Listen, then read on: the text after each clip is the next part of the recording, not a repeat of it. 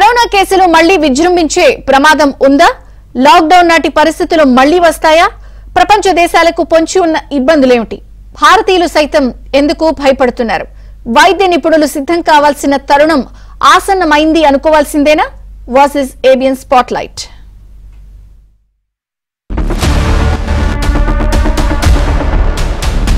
దేశంలో మాస్కులు పెట్టుకుని తిరిగే రోజులు మళ్లీ రాబోతున్నాయా? జనం ఇళ్లకే పరిమితమయ్యే వర్క్ ఫ్రం హోమ్ చేసుకోవాల్సిందేనా? వ్యాక్సిన్ కోసం బారులు తీరాల్సిన తరుణం రాబోతోందా? కేంద్ర ఆరోగ్య శాఖ మంత్రి జేపీ నడ్డా ఇటీవల పార్లమెంట్ లో ఒక ప్రకటన చేశారు. అది కోవిడ్ కు సంబంధించిన అంశం. JN.1 ఒమైక్రాన్ వేరియంట్ నుంచి జనించిన KP.1, KP.2 అనే 2 వైరస్లు ఇప్పుడు భారత్ లో ఉన్నాయన్నారు. వాటికి వేగంగా వ్యాపించే లక్షణం ఉందన్నారు. ఇటీవల కాలంలో వైరస్ పెరగడానికి ఆ 2 వేరియంట్లే కారణమని ఆగస్టు 9న పార్లమెంట్ ముందు సమాచారం ఉంచారు. అవి ప్రాణాంతకం కాదని కూడా ప్రకటించారు.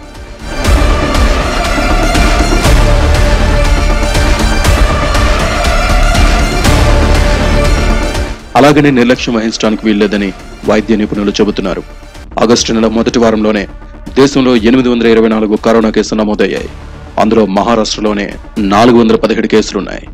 జ్వరం, దగ్గు, జలుబు, గొంతు నొప్పి, ఒళ్ళు నొప్పులు, అలసట లాంటి లక్షణాలతో KP.1, KP.2 వేరియంట్ జనంలో వ్యాపిస్తూ ఉంటుంది.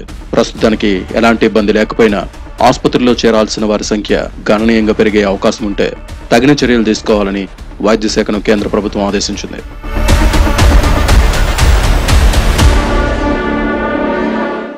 భారత్లో తాజా గణాంకాలు చూసి ధైర్యం తెచ్చుకుని ఇష్టానుసారం వ్యవహరించడానికి వీల్లేదు. ఎందుకంటే COVID-19 కేసులపై ప్రపంచ ఆరోగ్య సంస్థ ఆందోళన వ్యక్తం చేస్తుంది. కొన్ని వారాలుగా 84 దేశాల్లో కరోనా కేసుల సంఖ్య పెరుగుతోందని హెచ్చరించింది. కోవిడ్ ప్రభావం తగ్గిందని విశ్వసిస్తే అది తప్పని, దీనిపై పునరాలోచన చేయాలని సూచించింది. తీవ్రత ఎక్కువగా ఉండే వేరియంట్లు పెరిగే ప్రమాదం ఉందని తెలిపింది. 84 దేశాల నుంచి వచ్చిన డేటా ఆధారంగా కరోనా పాజిటివ్ కేసులు పెరిగాయని తెలిపింది. ఇటీవల కాలంలో సీజన్తో సంబంధం లేకుండా కేసులు పెరుగుతున్నాయని అన్నారు. వేసవిలో కరోనా వైరస్ చాలా వరకు వ్యాపించిందని WHO నిగ్గు తేల్చింది. మనం కరోనాని తేలిగ్గా తీసుకునేటువంటి అవకాశం లేదు. కాబట్టి 2009లో మనకి ఎప్పుడైతే స్వైన్ ఫ్లూ అనేటువంటిది విజృంభించిందో అప్పటితో స్వైన్ ఫ్లూ అయిపోలేదు. ఇప్పుడు ఎలా అయితే ఫ్లూ కేసులలో కొన్ని టెస్టులు చేయడం వల్ల స్వైన్ ఫ్లూ బయటపడుతుందో అలాగే కరోనా కూడా టెస్టుల్లో బయటపడడం జరుగుతుంది. కాబట్టి మనం ముఖ్యంగా గుర్తుపెట్టుకోవాల్సింది ఏంటి అంటే కరోనా అనేది ముగిసిపోలేదు. ఖచ్చితంగా మనం జాగ్రత్తలు తీసుకోవాల్సి ఉంటుంది. లక్షణాలు ఏమైనా ఉన్నట్టయితే మనం వెంటనే డాక్టర్ని సంబంధించిన టెస్టులు మరియు పరీక్షలు చేయించుకొని దాంతోపాటు ట్రీట్మెంట్ తీసుకోవాల్సిందిగా ముఖ్యంగా నిగ్గు తేల్చింది.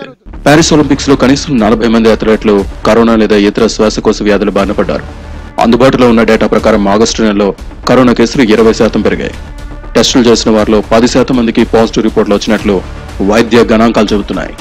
ఇది కొంతమేర ఆందోళనకరమైన అంశమేనని, తక్షణ చర్యలు చేపట్టిన పక్షంలో వైరస్ వేగంగా వ్యాపించే ప్రమాదం ఉందని అనుమానిస్తున్నారు.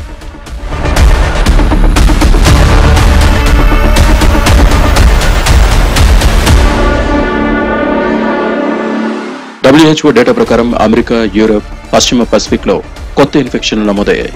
పైగా రాకపోకలు ఎక్కువగాను, జనాభా గణనీయంగాను ఉండే భారత్కు ముప్పు పొంచి ఉందన్న భయాందోళనలు వ్యక్తమవుతున్నాయి. మన దేశంలోకి బయట నుంచి రాకపోకలు ఎక్కువ.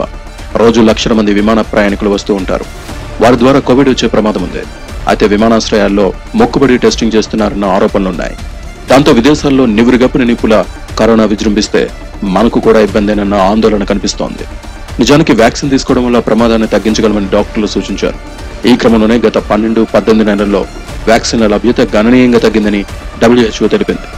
వ్యాక్సిన్ ఉత్పత్తిదారుల సంఖ్య కూడా తగ్గిందని వెల్లడించింది. పైగా వ్యాక్సిన్ పంపిణీ కూడా దాదాపుగా ఆగిపోయింది.